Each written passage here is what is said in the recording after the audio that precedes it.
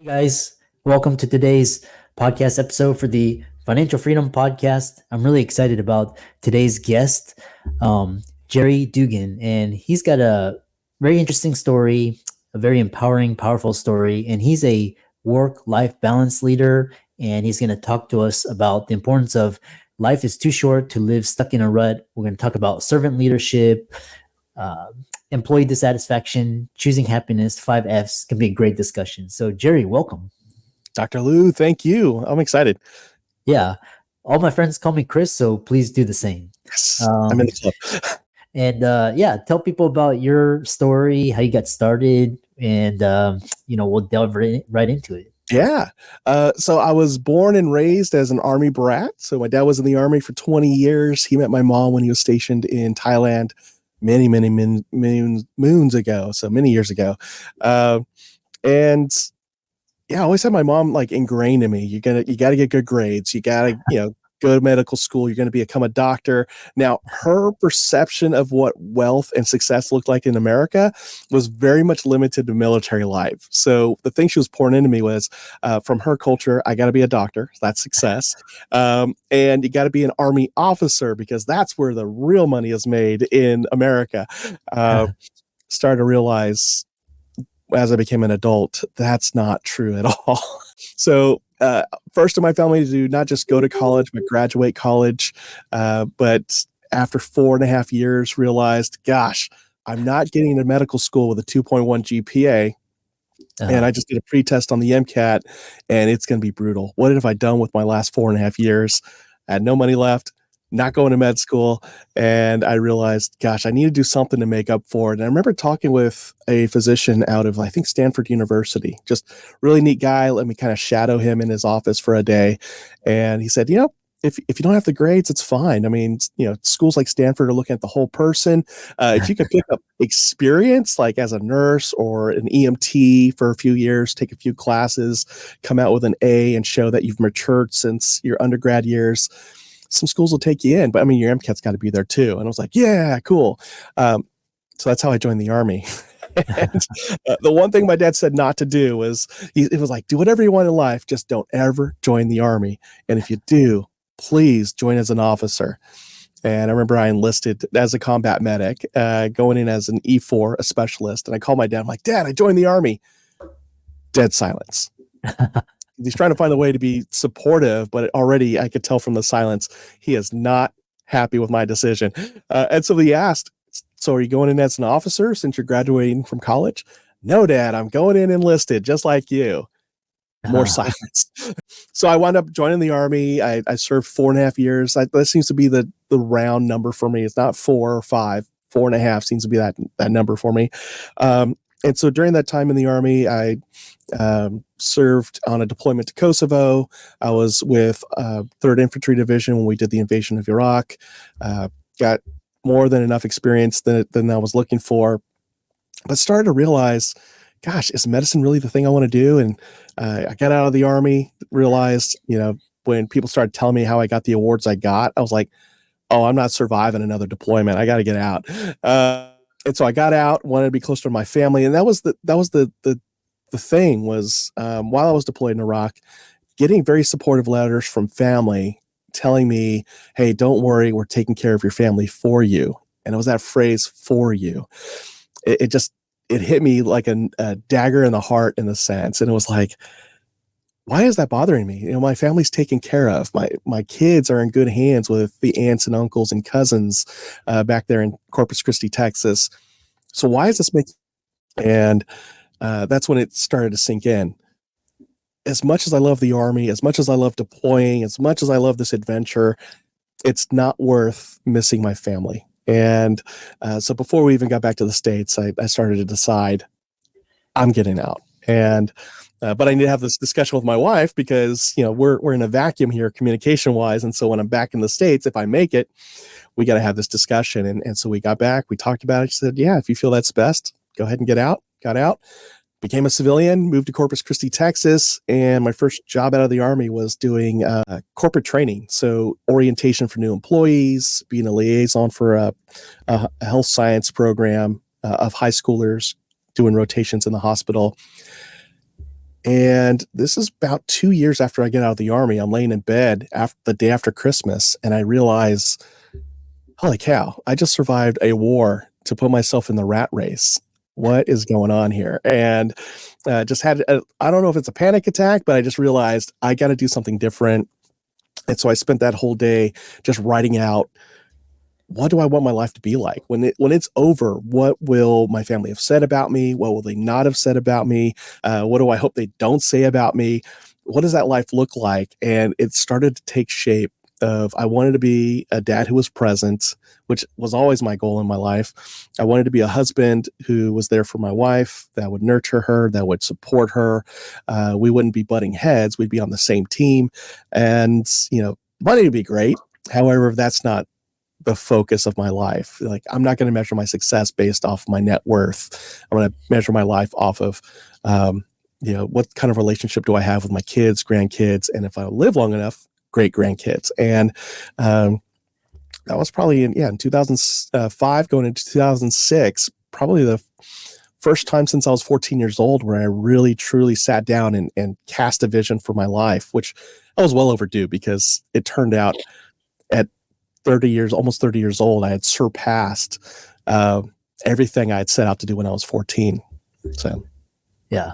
Yeah. Very interesting. I love this idea. And, trust me, it's really interesting because we hustle, and we try to get into these Ivy League and professions, and you're just like hustling to enter into this rat race, as you discussed. And you talk about really interesting is this thing is one thing is you have quite a bit of interest. So living beyond the rut and 3 steps to getting out of your rut. yes. So RUT, one of my bucket list items, ever since I started the show with 2 friends of mine back in 2015, was the show that would inspire men to create a life worth living in their faith, family, and career. So how do you have all those buckets find success? Like, how are they all one and the same? How are you the same whether you're at work or at home? What does success look like for you? Like, going back to that, why was I a pre-med student who got a 2.1 GPA, but I would tutor people in my own classes that I was failing, so they would get an A or a B on the next exam. And my faculty advisor's like, this guy clearly does not want to be a doctor. He's here because somebody else told me he had to be here. And so, fast forward to 2006 when I'm writing out that vision plan, but also just a few months back when I published my book, Beyond the Rut, based on the show, based on the lessons learned from the show. This framework emerged. So you got to know your rut to get out of and live beyond the rut. And so rut as a framework, RUNT, the R stands for recognize the rut that you're in. So if you got all the boxes checked of what success is supposed to look like, but you feel like you're not living that life of significance, you feel like you're leaving the wrong kind of legacy, chances are you're stuck in a rut. It's those repetitive actions that aren't being productive for the kind of life you envision. So recognize that rut. Like, hey, I feel like I'm in a rut, but what is that rut? Why do I feel stuck? Is it because I always have more month left over than money? Or is it because I'm in a job that I totally hate? Or is it the commute? Is there something taking away family time? Is it the family relationships? Whatever it is, these 5 pillars that we would talk about in the early days of Beyond the Rut, the podcast, would be your faith, your family, your fitnesses, your finances, your fitnesses. I never pluralized that before. So physical fitness as well as emotional or mental fitness. But anyway, finances and then your future. So again, faith, family, fitness, finances, future possibility. And so what does your life look like in those 5 buckets or pillars? And if you take a deep dive into those 5, you'll realize, oh, wow, I'm stuck in a rut here. It's with my family. It's with my outlook on future. Okay, why? Where's that coming from? And so once you understand where you are, just like on a backpacking trip where I'm going backpacking in a couple of weeks. So I got to remember how to read a map, read a trail, follow the correct signs and all those things. But I need to know where I am now so I know what direction I'm going in. Once I know what rut I'm in, recognize my rut, I can now go to the second phase of this framework, and that's understand where I want to go. What are the goals I want to achieve? Why do I want to achieve them? What am I going to feel once I get there? what are the milestones to get there? All those things, but creating goals that have meaning for you, not because somebody told you needed to do it. Like my mom told me I was going to be a doctor. I didn't want to be a doctor. It turns out I had a different gift. I had, different things that I'm passionate about. I've got one friend. Every time people get together and create goals, this guy comes out of the woodwork and says, "Yeah, we should all do the cold shower challenge." And the first 3 or 4 times he said this, I fell for it. I'd be like, "Yeah, I'm on day 7 of the the cold shower challenge. It is cold. It sucks. Why are we doing this?" And then the guy who came up with it was like, "Oh man, I haven't done that yet." It's like, it was your idea. And started to find out he only brought that up because he heard somebody like Jocko Willink say it, or somebody like David Goggins, these Navy SEALs. And because they do it, he was like, "We got to do this. This is the manly thing to do." And it's like, so this isn't even your goal. You saw some tough guy, Navy SEAL, the epitome of what you want to be. And you thought that's the thing we all have to do.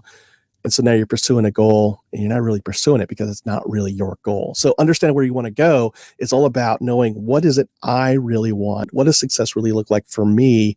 And to help guide you, you got the 5 F's: faith, family, fitness, finances, and future possibilities. And then T is take action to get there. So some of us have goals. We have great vision. We at least tell people what we want to do, but we don't actually do anything to get there. Like, I knew somebody who wanted to be a pilot for like a decade, never took a step to get there. Not a single math class, not a single flight lesson. I think the furthest person got was getting Flight Simulator and setting it up on the Xbox or a computer, and that was it. Now, this person could have been a pilot by now. They still can be a pilot. They're not dead yet. But until that person takes action to become a pilot, they're never going to become a pilot. For me, if I want to get back to my Army weight, I got to take action to eat healthier. I got to take action to move about. Somebody called me out because I took a week off of rucking in the mornings. I'm like, dang it, he's on to me. And so I went out again this morning and started rucking again. I'm like, yeah, look who's back now, suckers. And so take action to get there. And in my book, I talk about some techniques to help you achieve those goals, to build the habits that'll get you to achieve the goals that you set out to do. Because I'm Mr. All over the place. Like how I'm telling my story here. It's like, what's he talking about now? Anyway, so I've learned over time that there are certain things I could do that'll help me stay on track. So I learned from somebody named Sean Acor in The Happiness Advantage, the 20-second rule. Like, if you want to enact and start a new habit, attach it to something you're already doing. So like, wake up in the morning, roll out of bed. Okay, that's probably where my workout clothes need to be. It's like, boom, I'm in those workout clothes, done. So where do I go next? I usually start a pot of coffee. Well, what if the next set of things I need to get ready to go out the door are there? And it's like, oh wow, hey, I actually need to put on my gloves. I need to put my shoes on. So my shoes just happen to be there next to the station where I put my coffee together. And then it's like, okay, well, it's cold outside. I need to put a jacket on. And then right there's where the rucksack is, the jacket, the hat, the gloves, everything else. And I'm like, all right, cool. Well, there go all my excuses. Out the door I go. Boom. And an hour later, I'm back. I'm like, wow, I did it. And I put everything back in its place because everything took less than 20 seconds to implement. And then vice versa. If I want to cut back on junk food, I make it harder to get those. So those are in the back of the shelf, not in my line of sight. It's going to take, like, none of it's prepackaged. So I don't want to go through the work. So the 20-second rule is one of those things. And then what was another one? The Pomodoro technique. Have you heard of that? I've heard of it, but I'm not very familiar with it. Oh man. So focus for me is a hard thing. My daughter got diagnosed with ADHD, and the pediatrician said, well, it's hereditary. So it's one of you, mom and dad. And they immediately looked at me. I'm like, what? So I still need to go get screened for it. But one of the things the Pomodoro technique does is it puts on a timer for like 25 minutes and then a break for 5 minutes. And so you decide right then and there, what's the one thing I'm going to work on during these 25 minutes? And you just do that. And so that means you got to shut everything off. Boom, boom, boom, boom. And then if you start straying away from that, it's like, nope, boom, back. And for me, that works most of the time. There are some days where it's 25 minutes of what did I not get done? But when the alarm goes off after 25 minutes, it snaps me out of it. I'm like, okay, 5 minutes, regroup. What's the one thing? What do I need to take off of my plate or off my computer screen, what browser windows do I need to close, so that when the next 25-minute window starts, I'm focused on that one thing. So that Pomodoro technique is another one. So taking action. What are the daily? So those are two techniques: 20-second rule, Pomodoro technique. But really, what is the daily thing you got to do to build the momentum to get to where you want to go? So Yeah. Yeah, I love these ideas. And also you talked about leveraging the 5 Fs, living beyond the rut. And I love this how you're making things acronym. But one problem with corporations and companies, a lot of people want to start their own company or self-employment, is because of employee dissatisfaction. And so yeah. talk about your staking your leadership tent and Yes. expelling employee dissatisfaction. Yeah. So, a twofer on that one. So, setting out to be an entrepreneur, I would first tell folks, don't do what I did. I left my job, and then I was supposed to take 3 months off, then go find another corporate job. But I realized at the end of the 3 months, I am not ready to go back to corporate life. But I want to help people in corporate life based on what I've learned. And what does that look like? So I spent the last 7 or 8 months designing the business I'm running. In that, I started to realize that what my team had gone through wasn't unique, that there were a lot of other teams that were faced with lower morale, lower engagement, and listening to senior leaders think about what could be the root cause. And they would say things like, well, it's because the workforce doesn't have the work ethic it used to have. And you're like, what? Or, oh, these people say they want work-life balance and they want hybrid and they want to work from home, but they need to be in the office because they're missing out on connection by not being in the office. Let's come on in. And so they're just making these sweeping decisions without including the people who are actually affected by the decisions, further driving disengagement, further driving that quiet quitting, and driving people to their competition.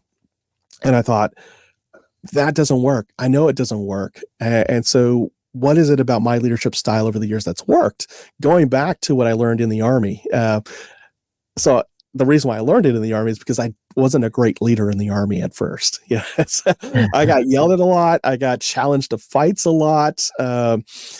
It was the patience of leaders ahead of me that would pull me aside and say, hey, you're kind of being a stereotypical sergeant, not an actual sergeant, not an actual leader. And put yourself in their shoes. What kind of leader would you want?